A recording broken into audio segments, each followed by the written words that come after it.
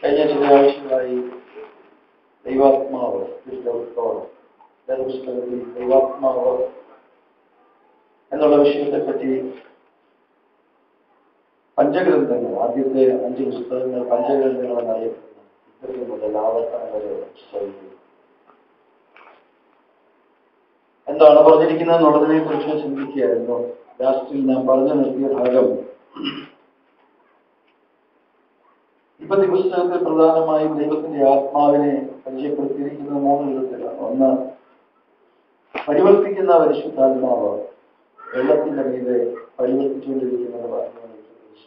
2, ദൈവം പറയുന്നു എന്റെ ആത്മാവ് സദാകാലവും ബാധിച്ചുകൊണ്ടിരിക്കുകയില്ല. മനുഷ്യന്റെ അതിക്രമവും ഭാവവും വർദ്ധിച്ചപ്പോൾ ദൈവം നിരന്തരമായ ലോകത്തോടുള്ള സമ്പർക്കത്തിൽ നിന്ന് പിൻവലിക്കുന്നത് 36-ാം അധ്യായത്തിൽ നമ്മൾ മനസ്സിലാക്കുവാൻ കഴിയുന്നു. 3-ാമത്തെ കാര്യമാണ് യോസഫിനെ കുറിച്ച് ദൈവം പറയുന്നത്. ദൈവം വെളിപ്പെടുത്തുന്നു, ദൈവമല്ല പറയുന്നത് ഫറവോൻ രാജാവാണ്. അന്ന് നിലനിന്നിരുന്ന ഏറ്റവും വലിയ സംസ്കാരമായിരുന്നു ഈജിപ്ഷ്യൻ. ലോകത്തിലെ തന്നെ ഏറ്റവും പുരാതനമായ സംസ്കാരമാണ് ഈജിപ്ഷ്യൻ. അവിടുത്തെ ഭരണാധിപനായിരുന്നു ഫറവോൻ. ഫറവോന് മുൻപിൽ അസ്വാഭാവികമായ സ്വപ്നങ്ങളോ രാജ്യത്തിന് എന്തെങ്കിലും പ്രശ്നങ്ങളോ പ്രകൃതിയുടെ വ്യതിയാനങ്ങളോ ഉണ്ടായാൽ ഈ സംഭവങ്ങളുടെ പിന്നിലെ കാരണം എന്താണെന്ന് വെളിപ്പെടുത്താൻ ശകുനവാദികളും മന്ത്രവാദികളും ഉണ്ടായിരുന്നു എന്നുള്ളത് നമുക്ക് കാണാൻ. തത്തുല്യമായ സംഭവം നമ്മൾ പേർഷ്യൻ അല്ലെങ്കിൽ ബാബിലോണിയൻ ഭരണകാലങ്ങളിൽ കാണുന്നുണ്ട്. രാജാക്കന്മാർക്ക് മറപൊരുളായിരിക്കുന്ന കാര്യങ്ങളെ വിശദീകരിച്ചു കൊടുക്കാൻ വ്യക്തികളെ, നിയമിക്കപ്പെട്ട വ്യക്തികൾ രാജകൊട്ടാരത്തോടനുബന്ധമായിട്ടുണ്ടായിരുന്നു എന്നുള്ളതാണ്. ഇസ്രായേലിന്റെ ചരിത്രത്തിനകത്ത് നമ്മൾ രാജചരിത്രത്തിനകത്ത് വരുമ്പോഴും ഒരു പക്ഷെങ്കിൽ എനിക്കതിനെക്കുറിച്ച് കൂടുതൽ വിശദമായി പഠിക്കാൻ കഴിഞ്ഞിട്ടില്ലെങ്കിലും ഒരു പക്ഷെങ്കിൽ ഈ ജാതീയമായ ആ ഒരു ശൈലിയിലായിരിക്കാം കൊട്ടാരവുമായി ബന്ധപ്പെട്ട് കൊട്ടാരം പ്രവാചകന്മാർ പലരും ഉണ്ടായിരുന്നതായിട്ട് കാണാൻ കഴിയുന്നുണ്ട്. ഒരു പക്ഷെങ്കിൽ അവിടെ നിന്ന് അവലംബിച്ച ഒരു ശക്തിയായിരിക്കാം. അഹാബിന്റെ കാലമൊക്കെ വരുമ്പോൾ 1 അല്ല 2 അല്ല 400 ബാലിന്റെ പ്രവാചകന്മാർ, 450 അല്ലെങ്കിൽ 450 അശേരയുടെയും ബാലിന്റെയും പ്രവാചകന്മാരുള്ള മറുവശത്ത് ദൈവത്തിന്റെ ശക്തമായി നിൽക്കുന്ന ദൈവിക പ്രവാചകന്മാരെയും നമുക്ക് കാണാൻ കഴിയും. ഫറവോന്റെ കാലഘട്ടത്തിലേക്ക് വരുമ്പോൾ നാം കാണുന്നത് ഇസ്രായേൽ ജനത്തിന് മുന്നോടിയായിട്ട് മാനുഷികമായി നോക്കിയാൽ പരിതാപകരമായി തീരുന്ന, പരാജയമായി തീരുന്ന, പരാജയത്തിൽ നിന്ന് പരാജയത്തിലേക്ക്, അധപ്പതനത്തിൽ നിന്ന് അധപ്പതനത്തിലേക്ക്, തിന്മയിൽ നിന്ന് തിന്മയിലേക്ക് പോകുന്ന ഒരു ചരിത്രമാണ് യോസഫിന്റെ. എന്നാൽ ദൈവിക ആംഗിളിൽ നിന്ന് നോക്കുമ്പോൾ തിരിച്ചാണ് കാര്യങ്ങൾ പോകുന്നത്. എപ്പോഴും നാം പല കാര്യങ്ങളെ വീക്ഷിക്കുന്നത് മാനുഷിക ആംഗിളിൽ നോക്കുമ്പോൾ അപ്പന്റെ വീട്ടിൽ സുരക്ഷിതമായി കഴിഞ്ഞ മകൻ സഹോദരന്മാരുടെ ക്ഷേമം അന്വേഷിക്കുവാൻ ഇറങ്ങി പുറപ്പെടുമ്പോൾ തന്നെ സുരക്ഷിതത്വത്തിന്റെ വലയത്തിൽ അവൻ പുറത്തു. അവിടെ നിന്ന് സഹോദരന്മാരുടെ അടുക്കൽ വരുമ്പോൾ അവൻ അറിയാതെ അസൂയയ്ക്ക്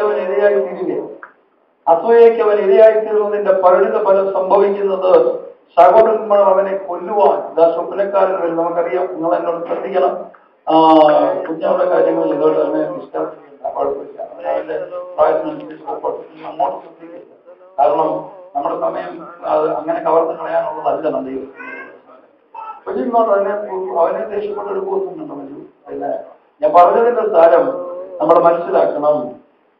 യോസഫിന്റെ ജീവിതത്തിൽ അടുത്ത പടി കാണാൻ കഴിയുന്നത് അവനെ പൊട്ടക്കണത്തിലിടുക, കൊല്ലുവാൻ നിരൂപിച്ച സഹോദരന്മാര് ഒന്നുകൂടെ ആ ചിന്തകൾ ഒന്നുകൂടെ വിശാലമായിട്ട് ചിന്തിച്ചപ്പോൾ കൊല്ലണ്ട, കാരണം ഒരേ ഉദരത്തിൽ നിന്ന് പുറപ്പെട്ടവനായതുകൊണ്ട് അവനെ പൊട്ടക്കണത്തിലേക്ക്. അതിനുശേഷം അവിടെ നിന്ന് ഇസ്മായിലിന്റെ കച്ചവടക്കാർക്ക് വിട്ടുകൊടുത്തു. അപ്പോൾ അപ്പന്റെ ഭവനത്തിൽ നിന്ന് അവൻ എന്ത് ചെയ്യുകയാണ്? അകത്തുനിന്ന് പോവുകയാണ്. അപ്പന്റെ ഭവനത്തിൽ നിന്ന് അവൻ ദൂരേക്ക് പോവുകയാണ്. സുരക്ഷിതത്വം, മാനുഷികമായി ചിന്തിക്കുന്ന നാം കരുതി വെച്ചിരിക്കുന്ന സുരക്ഷിതത്വത്തിൽ നിന്ന് അവൻ അകലുകയാണ്. അവിടെ കൊണ്ട് തീർന്നില്ല. അവൻ വീണ്ടും പൊത്തിഫറിന്റെ വീട്ടിൽ ചെന്നപ്പോൾ ഭരണാധികാരിയായ ആ വീടിന്റെ ഉത്തരവാദിത്തങ്ങൾ നടത്തുന്നുവെങ്കിൽ തന്നെയും അവൻ അടിമയാണ്. കാരണം എപ്പോൾ വേണമെങ്കിലും യജമാനന്റെ കരം അവന്റെ പുറത്തില്ല. എന്തെങ്കിലും ഒരു മിസ്റ്റേക്ക് അവന്റെ ജീവിതത്തിൽ സംഭവിച്ചാൽ തീർച്ചയായിട്ടും ദാക്ഷിണ്യം കൂടാതെ അവന്റെ ജീവന് വില പറയാൻ അധികാരമുള്ളവനാ ഫറവോന്റെ അകമ്പടി നായകൻ. അതുപോലെ തന്നെ സംഭവിച്ചു. കാരണം കൂടാതെ പിശാചൊരുക്കി കൊണ്ടുവന്ന ഒരു അപവാദ കെളിയിൽ അവൻ വീഴുകയും അവന്റെ ജീവിതം അവിടെ നിന്ന് പിന്നെ പോകുന്നത് അതിനേക്കാൾ പരിതാപകരമായ അവസ്ഥയിലേക്ക്. ഇതാണ് മാനുഷിക വീക്ഷണം. നമ്മൾ ആരെങ്കിലും നമ്മുടെ ജീവിത സാഹചര്യങ്ങളെ നോക്കി ഇങ്ങനെ കാണുന്നുണ്ടെങ്കിൽ, ഞാൻ ഉൾപ്പെടെ നമ്മൾ ആരെങ്കിലും കാണുന്നുണ്ടെങ്കിൽ അത് 100% മാനുഷിക വീക്ഷണം. നമ്മൾ എന്ന് പറയുന്നത് ഈ ആലയത്തിനകത്തിരിക്കുന്നത് നമ്മളെ ഉദ്ദേശിച്ചു, പുറത്തുള്ളവരെ കാര്യമില്ല. അവർക്ക് അങ്ങനെ വീക്ഷിക്കാൻ പറ്റും. മറ്റൊരു വീക്ഷണത്തിനുള്ള കണ്ണ് അവർക്ക് തുറന്നിട്ടില്ല. ഏത് വീക്ഷണമാണ്? വിശ്വാസത്തിന്റെ വീക്ഷണത്തിനുള്ള കണ്ണ് അവർക്ക് തുറന്നിട്ടില്ല. എന്നാൽ വിശ്വാസത്തിലൂടെ കാര്യങ്ങളെ കാണാൻ കണ്ണു തുറക്കാത്ത ലോകക്കാരിൽ നിന്ന് നമ്മളെ വ്യത്യസ്തരാക്കുന്നത് വിശ്വാസത്തിന്റെ കണ്ണുകളാണ്. വിശ്വാസത്തിന്റെ കണ്ണുകൾ എന്താ? അബ്രഹാമിനെ കുറിച്ച് എബ്രായ ലേഖനകാരൻ പറയുന്നത്, അവൻ അല്ലെങ്കിൽ ഇസ്ഹാക്കിനോടും യാക്കോബിനോടും കൂടെ കൂടാരങ്ങളിൽ പാർത്തുകൊണ്ട് ദൈവം ശില്പിയായി നിർമ്മിച്ചതും അടിസ്ഥാനങ്ങൾ ഉള്ളതുമായ ഒരു നഗരത്തിനായി എന്ത് ചെയ്തു? കാത്തിരിക്കുന്നു എന്ന് പറഞ്ഞാൽ പ്രത്യക്ഷമായി കാണാത്ത അപ്പുറയുള്ള ഒരു വലിയ ദൈവിക സൗഭാഗ്യത്തിനായി കാത്തിരിക്കുന്നു. അതിനെക്കുറിച്ച് കാണാൻ കഴിയുന്ന കണ്ണ് അത് ലോകക്കാർക്കില്ല. പക്ഷെങ്കിൽ ഇന്ന് വിശ്വാസികൾക്കും അത് മിക്കവാറും കുറഞ്ഞു വരിക. കർത്താവ് പറയുന്നത് ഈ കർത്താവിന് വലിയ ആത്മഭാരമൊന്നും ഇല്ലെന്ന് ചിലപ്പോൾ ചില വാക്യങ്ങൾ കാണുമ്പോൾ എനിക്ക് തോന്നാറുണ്ട്. നമ്മളത്രയും പോലും ഇല്ല. കാരണം കർത്താവിന്റെ ആസ്തി പറഞ്ഞിട്ട് പോയത് മനുഷ്യത്തിന്റെ നാളിൽ വിശ്വാസം കണ്ടെത്തുമോ, കാണാൻ കഴിയുമോ, കാണാൻ പോലും കിട്ടത്തില്ല. ആ പ്രതീക്ഷ, നമ്മൾ വലിയ പ്രതീക്ഷ വെച്ചിട്ട് നമുക്ക് കാര്യങ്ങൾ നടന്നില്ലെങ്കിൽ നമുക്ക് ഹൃദയ തകർച്ച ഉണ്ടാകില്ല.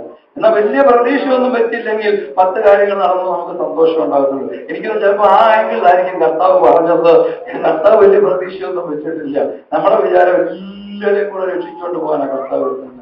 വെറുതെയാ കേട്ടോ. ഈ ഉൽപ്പത്തി പുസ്തകം മുതൽ വെളിപ്പാട് പുസ്തകം വരെ ഞാൻ പരതി. കാരണം എന്താണെന്ന് വെച്ചാൽ വേറൊന്നും കൊണ്ടല്ല, ആൾക്കാരുടെ സൗകര്യാർത്ഥം ആത്മീയതകളും സഭകളും ഉണ്ടാകുന്നത് കണ്ടപ്പോൾ വിഷമം തോന്നി. ഒരു വശത്ത് വളരെ വില കൊടുത്ത് തല്ലുകൊണ്ട് വീട്ടിൽ നിന്ന് ചവിട്ടി പുറത്താക്കപ്പെട്ട് ആത്മീയതയ്ക്ക് വേണ്ടി ജ്ഞാനപ്പെട്ടതിന്റെ പേരിൽ പെരയ്ക്കകത്ത് കയറ്റാതെ അടിയും കൊണ്ട് കുടിവെള്ളവും കുടിച്ച് സകലവിധ ബുദ്ധിമുട്ടുകൾ ജീവിതത്തിൽ അനുഭവിച്ച് ജീവിതത്തിൽ ഒരിക്കൽ പോലും തിരിച്ച് ഭവനത്തിൽ കയറാൻ അനുവാദമില്ലാതെ അല്ലെങ്കിൽ സമൂഹത്തിൽ ഒറ്റപ്പെട്ട് കഴിഞ്ഞ ദിവസത്തിൽ സാമ്പാസ്റ്റർ പറഞ്ഞതുപോലെ അല്ലെങ്കിൽ കളർ മാറിപ്പോയതുള്ള ഏക കാരണത്താൽ പൊതുജനത്തിന്റെ നടുവിൽ അപമാനിക്കപ്പെട്ട് ഇങ്ങനെ പോയവരോട് ഞാൻ മനസ്സിലാക്കുന്നത്, ഇന്നത്തെ കോംപ്രമൈസിങ് സ്പിരിച്വാലിറ്റി ഉണ്ടല്ലോ, ഇന്നത്തെ ഈ ഇഷ്ടം പോലെ ജീവിക്കാവുന്ന ഒരു ആത്മീയതയുണ്ട് എന്ന് പറഞ്ഞാൽ അവരെന്തൊക്കെ ചെയ്യുന്നു ആരാന്നറിയാമോ? ഈ ആലയത്തിന് പുറത്ത് നിൽക്കുന്നവർ എന്തൊക്കെ ചെയ്യുന്നു അതെല്ലാം ചെയ്യുകയും ആലയത്തിൽ വന്നിരുന്ന ഭയങ്കര പാട്ട് വന്യഭാഷയും. ഇത് ഞാൻ നോക്കുമ്പോൾ എനിക്ക് ഇവിടെ തോന്നിയതല്ല. ഒരു കാലഘട്ടത്തിൽ നിന്ന് തുടക്ക സമയത്ത് തന്നെ ഒരു 15 വർഷം മുമ്പ് മുതലേ ഈ ചേഞ്ചസ് സംഭവിച്ചപ്പോൾ ഞാൻ ദൈവത്തോട് പറയും, ഇതിങ്ങനെ ദൈവം അനുവദിക്കുകയാണെങ്കിൽ ഇല്ല അവരോട് ദൈവം ക്ഷമ ചോദിക്കണമെന്ന് പറയുന്ന കൂട്ടത്തിലെ ഈ വില കൊടുത്തവരോട് ദൈവം ക്ഷമ ചോദിക്കേണ്ടി വരുമെന്ന് ഒട്ടും സങ്കോചമില്ലാതെ ഞാൻ ഇന്ന് രാത്രി പറയുക. പ്രിയരെ, വില കൊടുത്ത് നിന്നവരുടെ ഒരു വലിയ നിരയാണ് വിശ്വാസവീരന്മാരെന്ന് പറയുന്നത്. വില കൊടുത്ത് നിന്നവരാ പിതാക്കന്മാർ വില കൊടുത്ത് നിന്നവരാ, അവർ ദൈവസാന്നിധ്യത്തിന് വേണ്ടി വില കൊടുത്ത് നിന്നവരാ. ഇന്ന് സ്നാനമൊക്കെ രഹസ്യമാ, അന്ന് സ്നാനം പരസ്യമായിരുന്നു. ഇനി നാട്ടുകാർ അറിഞ്ഞില്ലെങ്കിൽ വീട്ടിൽ ഉറങ്ങിക്കിടക്കുന്നവൻ ശബ്ദം കേട്ട് പുറത്തു വരട്ടെന്ന് പറഞ്ഞ് കഴുത്ത ട്രമ്മ് കെട്ടിയിട്ടു പൊട്ടിപ്പോയി ആറ്റിപ്പോയി സ്നാനപ്പെട്ട ചരിത്രത്തിൽ പെട്ടവരുടെ കൂട്ടത്തിൽ പെടാൻ എനിക്കും ഭാഗ്യം ലഭിച്ചു. ഞാൻ പറഞ്ഞതിന്റെ സാരം ഇന്ന് ആരും അറിയാതെ സ്നാനപ്പെട്ട എന്ന് പറയത്തക്കോണമുള്ള പരുവത്തിലേക്ക് കാര്യങ്ങൾ പോവുക. ഞാൻ പറയുന്നത് താഴെ ക്രിസ്തു പരസ്യമായ കാഴ്ചയായെങ്കിൽ അവന്റെ മാർഗം പിൻപറ്റുന്ന നമ്മളും പരസ്യമായി ദൈവത്തിന് വേണ്ടി നിൽക്കാൻ, ദൈവ സാന്നിധ്യത്തിന് വേണ്ടി നിൽക്കാൻ നാം തയ്യാറാകണമെന്നുള്ളത് ഒരു യാഥാർത്ഥ്യമായി ഇന്ന് രാത്രി ഞാൻ ദൈവവചനത്തിന്റെ അടിസ്ഥാനത്തിൽ പറയും. ഈ വേദപുസ്തകത്തിനകത്ത് ഒരു വലിയ സമൂഹത്തെ ചേർക്കാൻ കഴിയുന്ന ഒരു കർത്താവിനെ കുറിച്ചും പറയുന്നില്ല. ലോകത്തിൽ 700 കോടി 800 കോടി മനുഷ്യരുണ്ടെങ്കിൽ ഒരു 90% ആൾക്കാരെ 80% ആൾക്കാരെ കൊണ്ടുപോകുമോ എന്നുള്ളതിനെ കുറിച്ച് ഒരു ഗ്യാരണ്ടിയും വേണം. പക്ഷെ വേദപുസ്തകത്തിൽ എഴുതിയിട്ടുണ്ട് ഒരു നിശ്ചിത ഗണം, ഒരു ശേഷി. ആ പെട്ടകത്തിൽ അല്പജനം എന്ന് വെച്ചാൽ 8 പേർ ഇവിടെ രക്ഷപ്പെട്ടു. ഇങ്ങനൊക്കെ വേദപുസ്തകത്തിൽ ഞാൻ കാണുന്നു. പിന്നെ വെളിപ്പാട് പുസ്തകത്തിൽ പിന്നെ ഗോത്രങ്ങളിൽ നിന്നും ഭാഷകളിൽ നിന്നും വംശങ്ങളിൽ നിന്നും 10,000-കണക്കിന് ആളുകൾ വന്നു എന്ന് പറയുമ്പോൾ ഈ 10,000-ന്റെ കണക്കാണ് വേദപുസ്തകത്തിൽ കൂടുതൽ പറഞ്ഞേക്കുന്നത്. 800 കോടി എവിടെ കിടക്കുന്നു, 10,000-ന്റെ കണക്ക് എവിടെ കിടക്കുന്നു. ഞാൻ പറഞ്ഞതിന്റെ സ്ഥാനം ഈ രാത്രി മനസ്സിലാക്കണം പ്രിയരെ. അതുകൊണ്ട് കൈവിടപ്പെടുന്നവരുടെ കൂട്ടത്തിലാ എല്ലാവരും എന്ന് പറയാൻ വേണ്ടിയല്ല, ഒരുങ്ങാൻ വേണ്ടി പറയുക, തയ്യാറെടുപ്പിന് വേണ്ടി പറയുക. ഏതാണ്ട് ഓർമ്മയില്ലല്ലോ, നോ പറയേണ്ടതിനോട് നോ പറയാൻ നമ്മെ സഹായിക്കാൻ പരിശുദ്ധാത്മാവ് കൂടെ നിൽക്കുന്നത്. അല്ലെങ്കിൽ സ്തോത്രം, അത് നമ്മൾ മനസ്സിലാക്കണം. യോസേഫ് നോ പറയേണ്ടത് നോ പറഞ്ഞതുകൊണ്ട്, അല്ലെങ്കിൽ സ്വന്തം ഐഡന്റിറ്റി അല്പനിമിഷത്തേക്ക് തകർന്നാലും വേണ്ടിയില്ല, ദൈവസന്നിധിയിൽ പരമാർത്ഥമായി ജീവിക്കണമെന്ന് യോസഫ് തീരുമാനിച്ചതുകൊണ്ട് അവൻ അടുത്തത് കിട്ടിയത് കൊണ്ടവയാണ്. ഇതാണ് ലോകപ്രകാരം നോക്കുമ്പോൾ അവന്റെ ജീവിതം gradually moving away from the presence of his father. അവന്റെ പിതാവിന്റെ അടുക്കൽ നിന്ന് നിലനിൽക്കും കുണ്ടവയിലെത്തിയ ആരും തിരിച്ചു വന്നതായിട്ട് ഒരിടത്തും കാണാൻ കഴിയും. കുണ്ടവയിലെത്തിയവർക്ക് പിന്നെ മരണമേ ഉള്ളൂ. ആ ഒരു നിലയിലാണ് കാര്യങ്ങളുടെ പോക്ക്. അത് മാത്രമല്ല, ഇവന്റെ മേൽ ആരോപിക്കപ്പെട്ടിരിക്കുന്ന കുറ്റം അത്ര ചെറിയ കുറ്റമല്ല.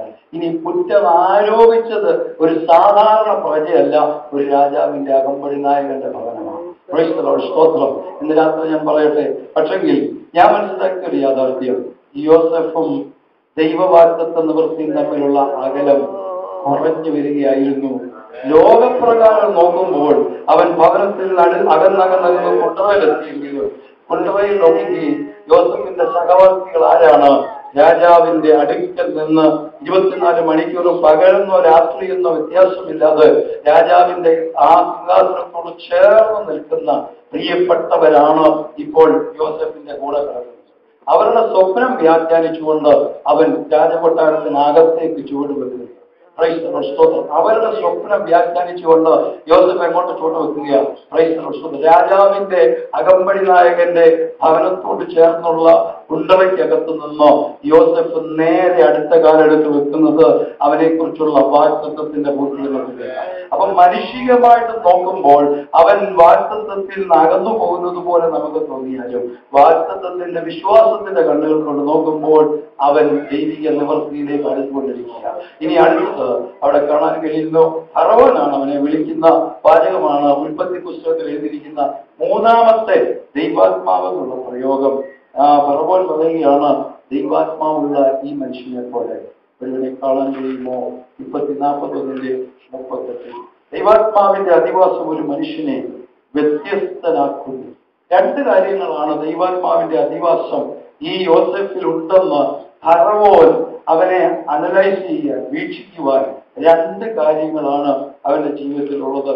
ഒന്ന്, അവൻ ആ കുണ്ടറയിൽ നിന്ന് പെട്ടെന്ന് ദൈവ പ്രവൃത്തിക്ക് വേണ്ടി, സ്വപ്ന വ്യാഖ്യാനത്തിന് വേണ്ടി ആ കൊട്ടാരത്തിലേക്ക് വരികയാണ്. 2ാമത്തെ കാര്യം അവനെ കാണാൻ കഴിയുന്നത്, അവൻ ദൈവിക രഹസ്യങ്ങളെ എന്ത് ചെയ്യുന്നു? വെളിപ്പെടുത്തത്തക്കവണ്ണം വ്യക്തമായി. രാജാവിന് ഈ പറഞ്ഞ മറുപടി ഇഷ്ടപ്പെട്ടില്ലെങ്കിൽ തിരിച്ചു കൊണ്ടുവരാനോട് പോയി. ഞാൻ അങ്ങനെ ചിന്തിച്ചത്, ഈ യോസഫ് പറഞ്ഞ മറുപടി ഉണ്ട്, സ്വപ്ന വ്യാഖ്യാനം, അതൊന്നും അല്ല അതിന്റെ അർത്ഥം എന്ന് പറഞ്ഞു. വേണമെങ്കിൽ ഇവനെ എന്ത് ചെയ്യാം? തിരികെ സ്വന്തത്തിലേക്ക് അയക്കാനുള്ള അധികാരം ആർക്കുണ്ട്? രാജാവിനുണ്ട്. എന്നാൽ ഇവന്റെ ഈ രഹസ്യം, ഇവൻ ഇതിനകത്ത് ഈ പൊരുൾ വിളിച്ചു പറഞ്ഞത്, അതിന്റെ യാഥാർത്ഥ്യം ഇവൻ പറഞ്ഞപ്പോൾ അത് രാജാവും മനസ്സിലാക്കത്തക്കവണ്ണം ദൈവത്തിന്റെ പ്രവൃത്തി. ഞാൻ അതിനെക്കുറിച്ച് ചിന്തിച്ച് വൈകുന്നേരത്തെ ഇങ്ങനെ ചിന്തിച്ചപ്പോൾ എന്നെ അത് വളരെ ആഴമായിട്ട് ചിന്തിപ്പിച്ചു. വേദപുസ്തകത്തിൽ ദൈവീകതയിൽ ജീവിക്കാത്ത പലരെയും ദൈവപ്രവൃത്തിയുടെ പൂർത്തീകരണത്തിന് വേണ്ടി ദൈവാത്മാവിനാൽ അവരോട് ദൈവാത്മാവ് ഇടപെട്ടിട്ടുണ്ട്. അപ്പൊ ഫറവോന്റെ ഹൃദയത്തിനകത്ത് വ്യക്തമായ ചിത്രം കൊടുക്കുകയാണ്. ഇത് നീ കണ്ട സ്വപ്നത്തിന്റെ വ്യാഖ്യാനം, ഈ യോസഫ് പറഞ്ഞത് കറക്റ്റ് ആണെന്ന് ആര് മനസ്സിലാക്കി കൊടുക്കുക? ദൈവാത്മാവ് മനസ്സിലാക്കി കൊടുക്കുക. ഇല്ലെങ്കിൽ ഒരു ഉദാഹരണം കൂടെ ഞാൻ നിങ്ങളോട് പറയാം. ദാനിയേലിന്റെ പുസ്തകം തന്നെ. ദാനിയേലിനെ കുറിച്ചാണ് നെബൂഖദ്നേസർ രാജാവ് പറയുന്നത്, ദൈവാത്മാവുള്ള ഈ മനുഷ്യനെ പോലെ ഒരുത്തനെ കണ്ടെത്തുമോന്നും അവിടെയും പറയുന്നുണ്ട്. സമാനമായ ഒരു വാക്യം ദാനിയേലിന്റെ പുസ്തകത്തിൽ. ഒന്നോർത്ത് ഈ ദൈവാത്മാവുള്ള മനുഷ്യൻ, ബെൽഷസ്സർ രാജാവ് നെബൂഖദ്നേസർ യെരൂശലേമിൽ നിന്ന് കൊണ്ടുവന്ന അവിടുത്തെ ആലയത്തിലെ വിശുദ്ധ പാത്രങ്ങൾ എടുത്ത് തന്റെ മഹത്തുക്കളുമായിട്ട് ഒരുമിച്ച് മദ്യപിച്ച് ആനന്ദിച്ചിരിക്കുമ്പോൾ ഒരു വിരല് വന്ന് എവിടെ എന്ത് ചെയ്യും? അവിടെ ഇതുപോലെ അന്വേഷിക്കുന്നു. ഈ എഴുത്ത് വ്യാഖ്യാനിക്കാൻ കഴിവുള്ള ദാനിയേലിനെ കൊണ്ടുവന്ന് ഈ എഴുത്ത് അങ്ങോട്ട് വ്യാഖ്യാനിക്കുന്ന ഉടനെ ഞാനായിരുന്നെങ്കിൽ ചങ്കിടിച്ചിട്ട് ന്യൂട്രലാക്കി കളഞ്ഞു ദൂത്. കാരണം എനിക്ക് വരുന്നത് ദൂതിന്റെ വ്യാഖ്യാനമല്ല, എനിക്ക് വരുന്നത് എന്താ എന്റെ ജീവനം. മനസ്സിലാകുന്നുണ്ടോ? ചിന്തിക്കുന്നുണ്ടോ? അവിടെ നിന്നുകൊണ്ട് പറയാ, യഹോവ നിന്നെ തൂക്കി നോക്കി കുറവുള്ളവനായി കണ്ടു. ആരോടാ പറയുന്നത്?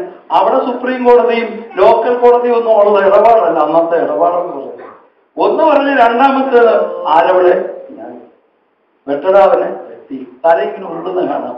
ഈ ഒരു പ്രതീതി നിൽക്കുന്ന സാഹചര്യത്തിനകത്ത് പോലും എഴുതിയത് ദൈവമാണെന്ന്, ദൈവം എഴുതിയത് വ്യാഖ്യാനിച്ചാൽ ദൈവം വരുത്തുന്ന വ്യതിയാനങ്ങൾക്ക് അനുസരിച്ച് ചുവടുവയ്ക്കാനും പ്രതികരിക്കാനും ഞാൻ തയ്യാറായ ദൈവം അറിയാതെ എന്റെ തലയിലെ ഒരു രോമം പോലും നിലത്ത് വീഴുകയില്ലെന്ന കർത്താവ് പറഞ്ഞ വചനം, അത് ക്രൈസ്തലോട് സ്തോത്രം ചിലർക്ക് മാത്രം ബാധകമല്ല, എനിക്കും അത് ബാധകമാണെന്ന് തിരിച്ചറിയുന്നവനെ കുറിച്ച് ലോകം പറയും ഇവൻ ദൈവാത്മാവുള്ള മനുഷ്യനെന്ന്. ഇന്ന് രാത്രി ഞാൻ പറയട്ടെ, എല്ലാവരിലും ഒരാളായി പ്രതികരിക്കുന്നവനെ ലോകം പ്രത്യേകിച്ചൊന്നും എടുത്തു പറയത്തില്ല. എന്നാൽ ക്രിസ്തുവിലായി എന്നുള്ള കാരണത്താൽ നാം ജോലി ചെയ്യുന്ന സ്ഥലത്ത്, നാം പോകുന്ന സ്ഥലത്ത്, വഴിയാത്ര ചെയ്യുന്ന ഇടത്ത്, നാം സഞ്ചരിക്കുന്ന ഇടങ്ങളിൽ ഇന്ന് രാത്രി ഞാനൊരു കാര്യം പറയട്ടെ, ആത്മാവുള്ള മനുഷ്യനെന്ന് മറ്റുള്ളവർ തിരിച്ചറിയത്തക്കവണ്ണം നമ്മുടെ വ്യത്യസ്തതകൾ ഈ ദിവസങ്ങളിൽ വെളിപ്പെടാൻ ദൈവസന്നദ്ധയിൽ പ്രാർത്ഥിക്കണം. അതിന് ഉപവാസം എടുത്താലും കുഴപ്പമില്ല. മറ്റുള്ളവർ പറയണം. വിശ്വാസി പറയുന്നതല്ല, കൂട്ടു സഹോദരൻ പറയുന്നതല്ല, വീട്ടിലായിരിക്കുന്നവർ പറയുന്നത്, അവർ നിരന്തരം കാണുന്നവല്ല. എന്നാൽ ലോകത്തിൽ അംഗീകരിക്കപ്പെട്ട അവരൊരു വാക്ക് പറഞ്ഞാൽ അതിന് മൂല്യമുള്ള ചിലർ ഈ ദിവസങ്ങളിൽ നമ്മളെ നോക്കി പറയട്ടെ, ഹല്ലേലൂയ സ്തോത്രം, നിന്നിൽ ദൈവാത്മാവുണ്ട്. ഇല്ലെങ്കിൽ മറ്റൊരാളെ കാണുമ്പോൾ നമ്മളെ വിരൽ കൊണ്ടി പറയട്ടെ, ഈ മനുഷ്യനൊരു വ്യത്യസ്തനാണെന്ന് പറയട്ടെ എന്ന് പറയത്തക്കവണ്ണം അസാധാരണമായ ദൈവിക രഹസ്യങ്ങളെ ഉരുവിടാൻ നമ്മുടെ നാവിനെ ഈ ദിവസങ്ങളിൽ പ്രാപ്തമാക്കണം. ഞാൻ പറയട്ടെ, ദാനിയേലോ ഈ യോസഫോ ഒന്നും ഹല്ലേലൂയ സ്തോത്രം എനിക്ക് കൃപാവരം തരണേ എന്നൊന്നും പറഞ്ഞ് പ്രാർത്ഥിച്ചിട്ടല്ല, കൃപയുടെ ആത്മാവിൽ എന്നെ നടത്തണമേ, നിന്റെ സന്നിധി വിട്ട് ഇടത്തോട്ടോ വലത്തോട്ടോ മാറാൻ എന്നെ ഇടയാക്കരുതെന്ന് മാത്രം പ്രാർത്ഥിച്ച് നിന്നപ്പോൾ, അവസരം വന്നപ്പോൾ അവരിൽ ദൈവത്തിന്റെ ആത്മാവ് ചലിക്കുവാൻ തുടങ്ങി. എന്തുകൊണ്ടാണ് പലപ്പോഴും ദൈവത്തിന്റെ ആത്മാവ് നമ്മെ ചലിക്കാത്തതെന്ന് ഞാൻ ചിന്തിക്കുമ്പോൾ ഒരു കാര്യം എനിക്ക് മനസ്സിലാകുന്നത്, ആത്മാവിന് ചലിക്കത്തക്കവണ്ണമുള്ള, ആത്മാവിന് നമ്മുടെ ആദരത്തിലൂടെ ഉരുവിടത്തക്കവണ്ണമുള്ള, ആത്മാവിന് നമ്മുടെ ജീവിതാനുഭവങ്ങളിൽ ഇടപെടത്തക്കവണ്ണമുള്ള, പരിശുദ്ധാത്മാവിന്റെ വ്യത്യസ്തത വെളിപ്പെടുത്തത്തക്കവണ്ണമുള്ള ഒരു വ്യക്തിത്വമായി ഈ ദിവസങ്ങളിൽ മാറുവാൻ നമ്മൾ ഈ ദിവസങ്ങളിൽ ദൈവത്തിൽ കേളപേക്ഷിക്കണം. കർത്താവേ, ആ വ്യത്യസ്തത ഇതിലൊന്ന് വെളിപ്പെടണമേ, ആ ജോലി സ്ഥലത്തൊന്ന് വെളിപ്പെടണമേ.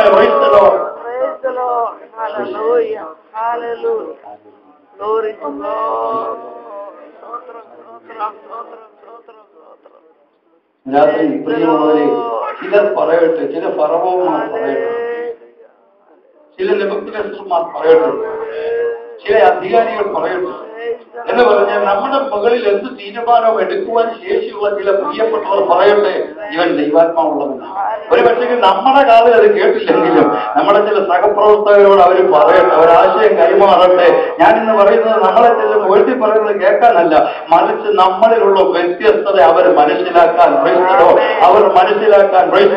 അതുകൊണ്ട് ദാനിയേലിന് തുറക്കപ്പെട്ട വഴി എന്താണെന്നറിയാമോ? ഒരൊറ്റ സ്വപ്ന വ്യാഖ്യാനം കൊണ്ട് അവന്റെ ജീവിതഗതി മാറുവാനിടയായി തീർന്നു. പിന്നെ അവൻ കുണ്ടറയിലോട്ട് പോയില്ല, പിന്നെ അവൻ തന്നെ ചൗരം ചെയ്യുന്ന വന്നിട്ടില്ല. കാരണം കുണ്ടറയിൽ നിന്ന് കൊണ്ടുവന്ന് രാജാവിന്റെ മുമ്പിൽ വ്യാഖ്യാനം പറയാൻ നിർത്തിയപ്പോൾ തന്നെ അവനെ ചൗരം ചെയ്യിക്കാൻ വേറെ ആളുണ്ടെങ്കിൽ സ്തോത്രം. എന്നെ ചിന്തിപ്പിക്കുന്ന കാര്യങ്ങളാണ് ഞാൻ പറയുന്നത്. സ്തോത്രം. ഇവൻ കിടക്കുന്ന ജയിലറയ്ക്കകത്തുനിന്ന് ഇവനെ പിടിച്ചു കൊണ്ടുവന്ന് രാജാവിന്റെ മുമ്പിൽ നിർത്താൻ ഒരു സ്റ്റാൻഡേർഡ് കൽപ്പിച്ച് രാജാവിന്റെ മുമ്പിൽ നിൽക്കണമെങ്കിൽ എല്ലായിടത്തും ഞാൻ ഇന്ന് രാത്രി ഒരു കാര്യം പറയാം. ചിലരുടെ സ്ഥാനത്ത് നിൽക്കണമെങ്കിൽ അതിനൊരു പ്രത്യേക മാനദണ്ഡമുണ്ട്. നാളെ ഇന്ത്യൻ പ്രസിഡന്റിനെ കാണാൻ ചെല്ലുമ്പോൾ ഈ പരുവത്തിൽ അങ്ങോട്ട് ചെന്നാൽ അവിടെ കയറ്റിവിടത്തില്ല. അവിടെ പ്രൈസറോ സ്തോത്രം അവിടെ ആ എൻട്രൻസ് ചെല്ലുമ്പോഴേ കേട്ടണോ വേണ്ട എന്നുള്ളത് തീരുമാനിക്കും. കാരണം അതിന് സമയമുണ്ട്, അതിന് രീതിയുണ്ട്, അതിന് വസ്ത്രധാരണത്തിന് പോലും പ്രത്യേക ശൈലി അവർ പറയുന്നുണ്ട്. അങ്ങനെയെങ്കിൽ ഇന്ന് രാത്രി ഞാൻ പറയട്ടെ, രാജാവായിരിക്കുന്ന മഹാരാജാവായിരിക്കുന്ന കർത്താവിനെ സേവിക്കാൻ ഇറങ്ങിത്തിരിച്ച ദൈവത്തിലെ എനിക്ക് നിനക്ക് ഒരു വ്യത്യസ്തതയുണ്ട്. അത് ദൈവം മറ്റുള്ളവരുടെ മുമ്പിൽ വെളിപ്പെടുത്തക്കവണ്ണം ദൈവത്തിന്റെ പ്രവൃത്തി നമ്മിൽ ഉണ്ടാകത്തക്കവണ്ണം ഈ ദിവസങ്ങളിൽ ദൈവാത്മാവുള്ള സഹോദരിമാരെ, ദൈവാത്മാവുള്ള സഹോദരന്മാരെ ഈ വേഷം കാത്തിരിക്കുന്നു. ഈ UAE പട്ടണം കാത്തിരിക്കുന്നു. ഇവിടുത്തെ ഓരോ പട്ടണങ്ങളും കാത്തിരിക്കുന്നു. നമ്മുടെ അയൽവക്കക്കാർ കാത്തിരിക്കുന്നു. അവരെ നമ്മൾ ഇന്നും എന്നും ഒന്നായിരിക്കാൻ ആക്കിയിരിക്കുന്നത് ആത്മാവുള്ളവന്റെ വ്യത്യസ്തത ഈ ദിവസങ്ങളിൽ ലോകമറിയുമോ എത്ര ദൈവസ്ഥനെ പ്രവർത്തിക്കും. ഞാൻ വിശ്വസിക്കുന്നു കർത്താവിന്റെ വരവിന് മുമ്പ് ആത്മാവുള്ളവന്റെ വ്യത്യസ്തതകൾ ലോകം അറിയപ്പെട്ടവണ്ണം അതിന് ഉള്ളവകളിൽ ജയിക്കുന്ന ചില അഭിഷക്തന്മാരെ ഈ ദിവസങ്ങളിൽ പുറത്തു കൊണ്ടുവരും. വേഗത്തിൽ പറഞ്ഞു പോട്ടെ. വെളിച്ചം കയറാത്ത ഉള്ളവയ്ക്കകത്ത് കുറച്ചുനാൾ കടക്കേണ്ടി വന്നു. ദൈവത്തിന്റെ വ്യത്യസ്തത വെളിപ്പെടാൻ രാത്രി ദൈവാത്മാവ് അങ്ങനെ പറയുന്നു. വെളിച്ചം കയറാത്ത ചില ഇടങ്ങളിൽ ഒരുപക്ഷെങ്കിൽ ആരും അറിയാതെ ഇരിക്കേണ്ട സാഹചര്യങ്ങൾ ഉണ്ടാകാം. എന്നാൽ പുറത്തു വരുന്നത് ദൈവത്തിന്റെ പ്രവൃത്തിയുമായിട്ടാണ്. പറഞ്ഞ പൂർത്തീകരിച്ച് അടുത്ത ഭാഗത്തേക്ക് പോകാം. വേഗത്തിൽ ഇന്ന് അടുത്ത ചില മിനിറ്റുകൾ കൊണ്ട് ഈ 5 പഞ്ചഗ്രന്ഥങ്ങളെ അവസാനിപ്പിക്കണം എന്നുള്ള ചിന്തയാണ് ഞാൻ ഇരിക്കുന്നത്. കാരണം പലതും പിന്നെ വിശദീകരിച്ച് പോകുന്നത് കൊണ്ട് സ്തോത്രം സമയം നമുക്ക് വളരെ അത് കൂടുതൽ വിശദീകരിക്കാൻ പറ്റാതെ. അതുകൊണ്ട് വേഗത്തിൽ ഞാൻ പറഞ്ഞു പോകാം. യോസഫ് അത് പറഞ്ഞ നിർത്താം. രാജാവിന്റെ മുമ്പിൽ കേവലം അത് നിർത്താൻ അവനെന്താ മറുപടി പറയാൻ പോകുന്ന അറിയത്തില്ല. അവനെ രാജാവിന്റെ രണ്ടാമനാക്കാൻ വേണ്ടിയുള്ള തീരുമാനത്തിലൊന്നുമല്ല കൊണ്ടുവന്നത്. അങ്ങനെ കൊണ്ടുവന്നിട്ട് പോലും അവന് പ്രത്യേക ശൈലിയിലേക്ക് അവനെ മാറ്റിയത്, പ്രത്യേക രീതിയിലേക്ക് അവനെ മാറ്റിയത്, അവനെ ആ നിലയിൽ ഒരുക്കിയെടുത്തെങ്കിൽ രാജാവിന്റെ രണ്ടാമനാകാൻ തിരഞ്ഞെടുക്കപ്പെട്ടു കഴിഞ്ഞാൽ എന്തോ ഒരുക്കമായിരിക്കും, എന്തോ ക്രമീകരണങ്ങളായിരിക്കും അവിടെ. ഞാൻ ഇന്ന് രാത്രി പറയുന്നത് ഈ ദിവസങ്ങളിൽ പഴയ നിയമത്തിൽ അല്ലെങ്കിൽ വന്നും പോയി ആത്മാവ് പ്രവർത്തിച്ചിരുന്ന കാലത്ത് ഒരു മനുഷ്യന് ഇത്രയും സാധ്യത ഉണ്ടായിരുന്നു. പുതിയ നിയമത്തിൽ എപ്പോഴും ആത്മാവിൽ ആരാധിക്കും, എപ്പോഴും അന്യഭാഷയിലും ദൈവസാന്നിധ്യത്തിലും കഴിയുകയും ചെയ്യുന്ന നമ്മുടെ പോസിബിലിറ്റി അല്ലെ മാക്സിനകത്തൊരു കാര്യം പഠിച്ചതൊക്കെ ഓർക്കുന്ന ഇൻഫിനിറ്റി എന്താ പറയുന്നത്, ഇൻഫിനിറ്റി അങ്ങ് പോകുന്ന എന്ന് പറഞ്ഞാൽ അങ്ങോട്ട് എന്താ പറയുന്നത് എക്സെട്ര അപ് ടു ഇൻഫിനിറ്റി എന്നൊരു വാക്ക് എവിടെയോ മനസ്സിനകത്ത് വരുന്നതാ ഞാൻ ഈ പരതിയത് മാക്സിനകത്ത് പഠിച്ചു. എക്സെട്ര അപ് ടു ഇൻഫിനിറ്റി ഇതാരോ കാണിച്ചിട്ട് എന്ന് പറഞ്ഞാൽ ഇത് എവിടം വരെ ചെല്ലുമെന്ന് ഇതിന്റെ അങ്ങേയറ്റം ആർക്കും. ഒരു ത്രികോണമാണെങ്കിൽ 3 കോണുണ്ട്, അല്ലെങ്കിൽ ഒരു സ്ക്വയറോ റെക്ടാങ്കിളോ 4 കോണുണ്ട്. പക്ഷെ ഒരാരോ ഇങ്ങനെ കാണിച്ചിട്ട് ഇത് എങ്ങോട്ട് പോകുന്നുള്ളത് ഗ്രാഫിനകത്ത് വരച്ചിട്ട് സാറ് പറഞ്ഞത് ഇപ്പോഴും മനസ്സിൽ കിടക്കുന്നു. എക്സെട്ര ടു ഇൻഫിനിറ്റി എന്ന് പറഞ്ഞാൽ അനന്ത സാധ്യതയാണ്. പരിശുദ്ധാത്മാവ് നമ്മുടെ കൂടി ഇരിക്കുന്നു പറയുന്നു. കേവലം അന്യഭാഷകൾ കൊണ്ട് മാത്രം തൃപ്തിപ്പെടാതെ അന്യഭാഷ പറയാൻ പുസ്തകം കിട്ടിയെല്ലാം പറഞ്ഞാണ്. 24 മണിക്കൂർ പുതിയ ഭാഷയ്ക്ക് വേണ്ടി ദൈവത്തോട് ചോദിക്കുന്ന ഒരു വ്യക്തിയാണ്. പക്ഷെ അത് ചർച്ചയിൽ നിന്ന് പറയാൻ വേണ്ടി മാത്രമല്ല, വ്യക്തിപരമായ ജീവിതത്തിൽ യാത്ര ചെയ്യുമ്പോൾ ഇവിടെ പലപ്പോഴും ക്ലാസ് എടുക്കാൻ അനങ്ങി പോകുമ്പോൾ 8-3/4 സമയവും വണ്ടിയിൽ ഇരുന്നുകൊണ്ട് അന്യഭാഷ പറഞ്ഞ് ദൈവത്തെ സ്തുതിച്ചിട്ട് അവിടെ നിൽക്കുമ്പോൾ ഒരു പ്രത്യേക ഊർജ്ജമാണ്.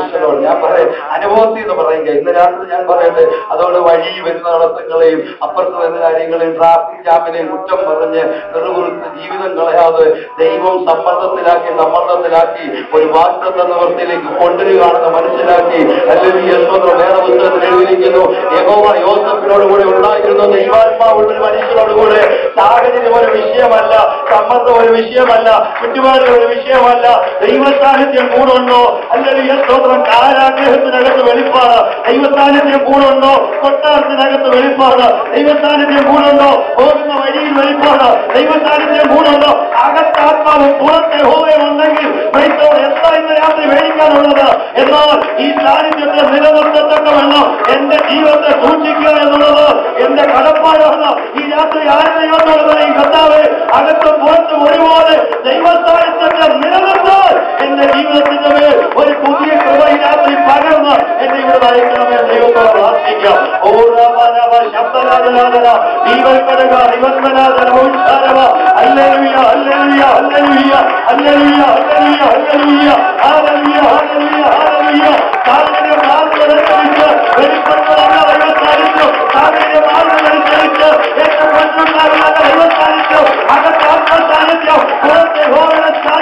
ഒരുപോലെ അകത്തും പുറത്തും ദൈവസാന്നിധ്യം വെളിപ്പെടുന്ന ഒരു ദൈവത്തിന്റെ വ്യത്യസ്തത ഈ ദിവസങ്ങളിൽ ലോകം അറിയുമോ?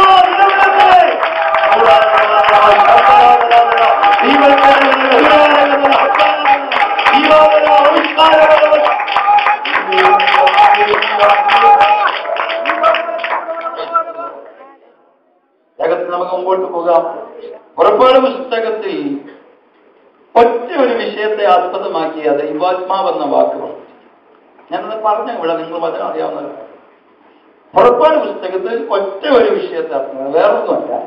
മോശയ്ക്ക് ദൈവം സീനായ് മലയിൽ വെച്ച് ഒരു കൂടാരം പണിയുന്നതിനുള്ള ഔട്ട്ലൈൻ അല്ലെങ്കിൽ ബ്ലൂ പ്രിന്റ് അല്ലെങ്കിൽ സ്കെച്ച് കൊടുത്തു. ഈ കൂടാരം പണിയുന്നതിനുള്ള സ്കെച്ച് ഈ പുറപ്പാട് പുസ്തകമൊക്കെ നമ്മൾ വായിച്ചാൽ നമ്മുടെ തലച്ചോറിനകത്തൊന്നും ഇതെന്ത് ചെയ്യത്തില്ല, ഓർത്തിരിക്കത്തില്ല. എന്നാൽ ഈ മനുഷ്യനത് ഓർത്തിരുന്നു.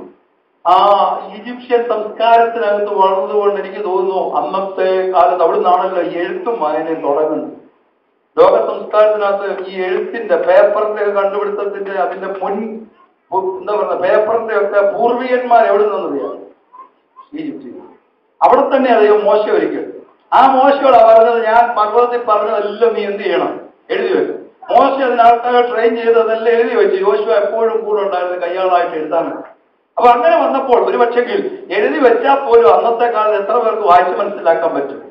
പക്ഷെങ്കിൽ എനിക്കൊരു കാര്യം വേദപുസ്തകത്തിൽ മനസ്സിലായി, നമ്മുടെ ബുദ്ധി കൊണ്ട് വായിച്ച് മനസ്സിലാക്കിയൊന്നുമല്ല, ദൈവ സാന്നിധ്യവും ദൈവപ്രവൃത്തിയും നമ്മൾ നടക്കുക. മോശയോട് പറഞ്ഞു, നിനക്ക് ഞാൻ പർവ്വതത്തിൽ കാണിച്ച മാതൃക പ്രകാരം പണിയാൻ ഞാൻ 2 പേരെ ജ്ഞാനാത്മാവിനാൽ നിറയ്ക്കുകയാണ്. വേദപുസ്തകത്തിൽ കൃപാവരങ്ങൾ അല്ലെങ്കിൽ ദൈവം തന്റെ കൃപയാൽ തന്റെ പ്രവൃത്തി തികയ്ക്കാൻ തന്നിൽ അർപ്പിതരായിരിക്കുന്ന, തന്നിൽ ഏകാഗ്ര ചിത്തതയോടെ ഇരിക്കുന്നവരുടെ മേൽ കൃപ പകരുന്നതിന്റെ ചരിത്രം തുടങ്ങുന്നത് പുറപ്പാട് പുസ്തകത്തിലാണ്. 2 പേര് ആരാന്ന് പറയാമോ? ബെസലേലും ഒഹോലിയാബും എന്ന് പറയുന്ന 2 പേര്. എന്നിട്ട് എനിക്ക് അവിടെ വായിച്ചപ്പോൾ ഒരു കാര്യം മനസ്സിലായി. 1-2 വാക്യങ്ങൾ അവിടെ ഉണ്ട്, വായിക്കാൻ നേരമില്ല. 28:3, 31:1 മുതൽ 35:30 മുതൽ നിങ്ങൾ നോട്ട് ചെയ്ത് വെച്ചാൽ മതി. ഈ 3 ഭാഗങ്ങളാണ് ഈ പുറപ്പാട് പുസ്തകത്തിനകത്ത് ആത്മാവെന്ന് നമുക്ക് മനസ്സിലാക്കാവുന്ന നിലയിൽ ഒരു പരാമർശമുള്ളത് പുറപ്പാടിൽ ആ ഭാഗത്ത് മാത്രമാണ്. അതെന്താ ദൈവം ചെയ്തതെന്ന് വെച്ചാൽ, മോശയ്ക്ക് പർവ്വതത്തിൽ കൊടുത്ത അതേ പിക്ചറിൽ പ്രകാരം അണുയിട വ്യത്യാസമില്ലാതെ ആ സമാഗമന കൂടാരം പ്രാക്ടിക്കലാക്കാൻ, ജനത്തിന് വന്ന് ആരാധിക്കാനും ദൈവത്തിന് വന്ന് ജനത്തോട് സംവാദിക്കാനുമുള്ള ഒരു ഇടമായിട്ട് അത് കൃത്യതയോടെ ചെയ്തു തീർക്കുക. അതിന് മാത്രമല്ല, അതിലെ ഉപകരണങ്ങൾ, അതിൽ പ്രവർത്തിക്കേണ്ട ശുശ്രൂഷ ചെയ്യേണ്ട പുരോഹിതന്മാരുടെ വസ്ത്രങ്ങൾ, ഈ വസ്ത്രങ്ങളിൽ തന്നെ വ്യത്യാസമുണ്ട്. മഹാപുരോഹിതന് വേറെ, അല്ലാത്ത പുരോഹിതന്മാർക്ക് വേറെ, എല്ലാ ശുശ്രൂഷകർക്കും അതതിന്റെ നിലയുണ്ട്, നിലവാരമുണ്ട്. അപ്പൊ ആ നിലയനുസരിച്ച് കാര്യങ്ങൾ ചെയ്യത്തക്കവണ്ണം അതിനു വേണ്ടി ദൈവം എന്ത് ചെയ്തെന്ന് അറിയാമോ? ഞാൻ വിചാരിക്കുന്നത് സ്വർഗത്തിൽ നിന്നൊരു കണക്ഷൻ ഈ 2 പേരുടെ ഉള്ളിലേക്ക് കൊടുത്തു. അതാത് സമയങ്ങളിൽ ദൈവിക ഉദ്ദേശം പൂർത്തീകരിക്കാൻ അവരെ എൻകറേജ് ചെയ്യാൻ മോശയ്ക്ക് നേരത്തെ കണക്ഷൻ കൊടുത്തു. ഇന്ന് രാത്രി ഞാൻ പറയട്ടെ, ബുദ്ധിയുടെ പ്രഭാവം കൊണ്ടോ കഴിവിന്റെ കൂടുതൽ കൊണ്ടോ അല്ല ആത്മീയ ശുശ്രൂഷ വെളിപ്പെടുന്നത്. ഇന്ന് രാത്രി പറയാം, ദൈവത്തിന്റെ ഹിതം നിവർത്തിക്കാൻ ദൈവസന്നിധി സമർപ്പിച്ചു കൊടുക്കുന്ന ആരുമായിക്കൊള്ളട്ടെ, അത് പാസ്റ്റർമാരായിക്കൊള്ളട്ടെ, അത് വിശ്വാസികളായിക്കൊള്ളട്ടെ, 5-6 വയസ്സുള്ള കുഞ്ഞുങ്ങളായിക്കൊള്ളട്ടെ, ഈ രാത്രി ഞാൻ പറയാം, ലോകചരിത്രം എടുത്തു പഠിച്ചാൽ പരമാർത്ഥ ഹൃദയത്തോടെ, കർത്താവേ നിനക്ക് ഞാൻ ലഭ്യമാണ്, നിന്റെ ഇഷ്ടം പോലെ എന്നെ ഉപയോഗിച്ചാട്ടെ, നിന്റെ താല്പര്യം എന്നെ നിവർത്തിച്ചാട്ടെ എന്ന് പറഞ്ഞ് ദൈവജനത്തിന് സമർപ്പിക്കുന്ന വ്യക്തികളെ ദൈവത്തിന്റെ ഉദ്ദിഷ്ട സമയങ്ങളിൽ തന്റെ കൃപകളാൽ നിറച്ച് തന്റെ പദ്ധതി തികച്ചെടുക്കുന്നവനാ ദൈവമെന്ന് ഇന്ന് രാത്രി ഞാൻ ദൈവജനത്തോട് വീണ്ടും ഓർപ്പിക്കുകയാണ്. ബെസലേലിനെ ഓഹോലിയാബിനെ ദൈവം തീർച്ചയാമോ? ഞാൻ ആത്മാവിലാണ്. പിന്നെ നിറഞ്ഞിരിക്കുന്ന ഒരു വണ്ടിക്കകത്ത് പിന്നെ ലോഡ് കയറ്റാൻ പറ്റില്ല. എല്ലാ വണ്ടിക്കും കപ്പാസിറ്റി, ഓരോന്നിന്റെ ടണ്ണനുസരിച്ച വ്യത്യാസം നിങ്ങൾക്കറിയാം, എന്നെക്കറിയാം. അതുകൊണ്ട് ആദ്യം എന്തിയാക്കി കൊടുക്കണം. വേറെ പലതും നിറച്ചു വെച്ച് പൂർവ്വകാല അനുഭവങ്ങളും ജീവിതത്തിൽ വന്ന തിക്താനുഭവങ്ങളും മറ്റു വിശ്വാസികളെ കുറിച്ചുള്ള കുറ്റങ്ങളും ദൈവദാസന്മാരെ കുറിച്ചുള്ള പഠനങ്ങളും അല്ലെങ്കിൽ പല പല കാര്യങ്ങളും ആവശ്യമില്ലാതെ ടി വി കാണുന്നതും പോകുന്നതും വരുന്നതും എല്ലാം കൂടെ ഈ വണ്ടിക്കകത്ത് നിറച്ചു വെച്ച് കഴിഞ്ഞാൽ ദൈവത്തിന് ആവശ്യമുള്ളപ്പോൾ ഈ വാഹനം ഉപയോഗിക്കാൻ പറ്റത്തില്ല. 100% ഞാൻ പറയാം. ദൈവത്തിന് ലോഡ് ചെയ്യണമെങ്കിൽ നമ്മൾ അൺലോഡ് ചെയ്ത് കൊടുക്കണം. ഞാൻ വേദപുസ്തകത്തിൽ നോക്കിയിട്ട് ഒറ്റ യോഗ്യതയുള്ളൂ, അവൈലബിലിറ്റി, ലഭ്യത. എന്നെ കിട്ടുമോ? അങ്ങേർക്ക് ആവശ്യമുള്ളപ്പോൾ എന്നെ കിട്ടുമെങ്കിൽ ദൈവത്തിന്റെ സമയം തന്നെ ഉപയോഗിക്കും. എന്ന് പറഞ്ഞാൽ ദൈവത്തെക്കാൾ അധികം പ്രാധാന്യം കൊടുത്ത് ജീവിതത്തിൽ ഇടിച്ചിടിച്ച് നിൽക്കുന്ന, ഒഴിവാക്കാൻ കഴിയാത്ത എന്തെങ്കിലുമൊക്കെ ഉണ്ടെങ്കിൽ അതിനുവേണ്ടി ഈ ദിവസങ്ങൾ ഉപവസിച്ച് പ്രാർത്ഥിക്കുക. അതിനുവേണ്ടി ദൈവകരങ്ങൾ ഏൽപ്പിച്ചു കൊടുക്കുക. എന്നിട്ട് ദൈവത്തോട് പറഞ്ഞ, കർത്താവേ നിന്റെ മഹത്വത്തിനായി എന്നെ ഈ ദിവസങ്ങൾ ഉപയോഗിക്കണം. അങ്ങനെ പറഞ്ഞാൽ ദൈവം ഉപയോഗിക്കും. ചിലരുടെ വിചാരം ദൈവത്തിന്റെ മഹത്വത്തിനെ ഉപയോഗിക്കപ്പെട്ടതെന്ന് പറഞ്ഞാൽ ഈ സുവിശേഷവേലയ്ക്ക് വേണ്ടി വിളിക്കപ്പെട്ടവർക്കൊക്കെ ഞങ്ങളൊക്കെ ഇങ്ങനെ ജോലി ചെയ്ത് ജീവിത അല്ല. ഈ പറഞ്ഞ യോസേഫും ദാനിയേലും എല്ലാം നമ്മളെപ്പോലെ ഒന്നാന്തരം ജോലിക്കാരാണ്. അവരാരും മാസ്റ്റർമാരല്ലായിരുന്നു. എന്നാൽ അവര് വൻ കാര്യങ്ങൾ ദൈവത്തിന് വേണ്ടി ചെയ്തു. പൗലോസ് നല്ല ഒന്നാന്തരം ഒരു പണിക്കാരനായിരുന്നു. എന്നാൽ അദ്ദേഹം നമുക്ക് ആർക്കും എത്ര എത്തിപ്പിടിക്കാൻ നോക്കിയിട്ട് ഒക്കാത്ത പോലുള്ള ദൈവപ്രവൃത്തികൾ അവരോട് നടന്നു. ഇനി ഞാൻ പറയട്ടെ, സ്തോത്രം. ലേവ്യ പുസ്തകത്തിനകത്ത് പരിശുദ്ധാത്മാവിനെ കുറിച്ച് ഒരു പരാമർശം. ലേവ്യ പുസ്തകത്തിനകത്ത് പരിശുദ്ധാത്മാവിനെ കുറിച്ച് ഒരു പരാമർശം. സംഖ്യാപുസ്തകത്തിനകത്ത് ആത്മാവിനെ കുറിച്ചുള്ള പരാമർശത്തിനകത്ത് 2-3 കാര്യങ്ങൾ. ഒന്ന്, മോശയുടെ മേലുണ്ടായിരുന്ന ആത്മാവിനെ എനിക്ക് തന്നെ, ഞാനിവരെ പ്രസവിച്ചു, എനിക്ക് തന്നെ ഇവരെ വംശം നടക്കാൻ പറ്റുന്നില്ല എന്ന് പറഞ്ഞപ്പോൾ ഒരു രഹസ്യമുണ്ട്.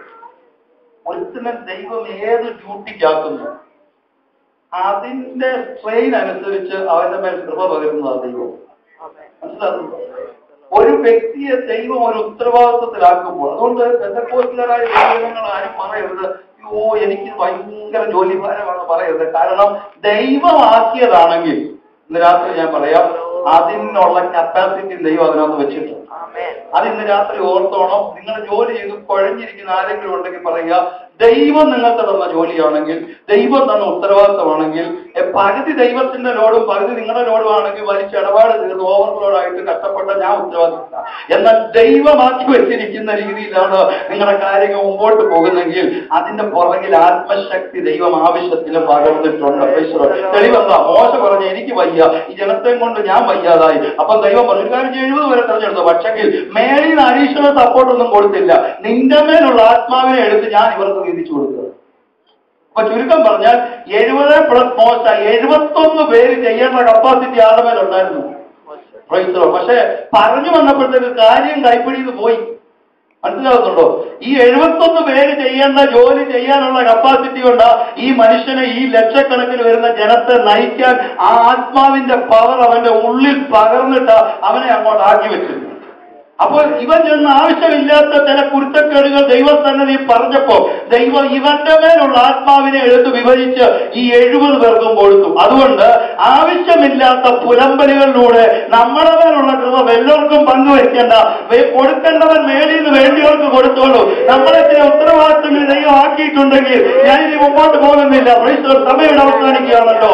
നമ്മുടെ മേലൊരു ഉത്തരവാദിത്വം ദൈവമായി ഏൽപ്പിച്ചതെങ്കിൽ അത് പൂർത്തീകരിക്കാനുള്ള ശക്തിയും അവൻ നമ്മുടെ മേൽ പകർന്നിട്ടുണ്ട്. അതിനുള്ള സ്രോതസ് ദൈവം നമ്മുടെ മേൽ പകർന്നിട്ടുണ്ട്. ഈ രാത്രി വിശ്വസിക്കാൻ കഴിയുന്നില്ലെങ്കിൽ ഒരുപാട് വീട് ദൈവസന്നിധിയിൽ ഉറങ്ങുന്നതിന് മുമ്പേ ഒന്ന് കണ്ണിൽ ഇരുന്നോ കിടന്നോ വീട്ടിൽ ചെന്ന് മുറിയിൽ അല്ലെങ്കിൽ സ്തോത്രം ദൈവകരങ്ങൾ ഏൽപ്പിച്ചു കൊടുത്തോ. ഒരു നിമിഷം നിങ്ങൾ പ്രാർത്ഥിക്കുക, കർത്താവേ എന്റെ മേൽ പകർന്നിരിക്കുന്ന ദൈവശക്തിക്കായി സ്തോത്രം, എന്റെ മേൽ പകർന്ന ആത്മാവിനായി സ്തോത്രം. തന്നോട് യാചിക്കുന്നവർക്ക് അല്ലെങ്കിൽ പരിശുദ്ധാത്മാവിനെ എത്രയധികം കൊടുക്കുമെന്ന് വേദപുസ്തകത്തിൽ പറഞ്ഞിട്ടുണ്ട്. അത് ലൂക്കോസ് പറഞ്ഞെങ്കിൽ മറ്റൊരു ഭാഗത്ത് യോഗങ്ങൾ പറയുന്നു, അവൻ അളവ് കൂടാതെയല്ലോ ആത്മാവിനെ നൽകുന്നത്. ഇന്ന് രാത്രി ഞാൻ പറയട്ടെ, നമ്മുടെ മേൽക്കുള്ള അനന്ത സാധ്യതകളെ നടന്നിട്ട് ആവശ്യമില്ലാത്ത പുലമ്പലുകൾ ഈ ദിവസങ്ങളിൽ നഗരത്തിൽ നിന്ന് വരാതിരിക്കുക. ദൈവകരങ്ങളുടെ നാവിനെ മുദ്രയിട്ട് പ്രാർത്ഥിക്കുക. നിന്റെ മേൽ പകരപ്പെട്ട അഭിഷേകം, നിന്റെ മേൽ പകരപ്പെട്ട ശക്തി, നിന്റെ ജീവിതത്തിന്റെ ഉത്തരവാദിത്വം ഓട്ടോ തികച്ചെടുക്കാൻ ദൈവം അതിന് ആവശ്യമുള്ളതെല്ലാം നിന്റെ മേൽ പകർന്നിട്ടുണ്ട്. എന്നാൽ അതിനെ സൂക്ഷിക്കുക, അതിനെ നിലനിർത്തുക എന്നുള്ള ഉത്തരവാദിത്വം എന്റെയും നിന്റെയും ഉത്തരവാദിത്തമാണ്. മറന്നു പോകരുത്. ആത്മശക്തി രാത്രി അപേക്ഷിച്ച് വച്ചിട്ട് ദൈവത്തോട് പറ, കർത്താവേ ഈ ആത്മശക്തി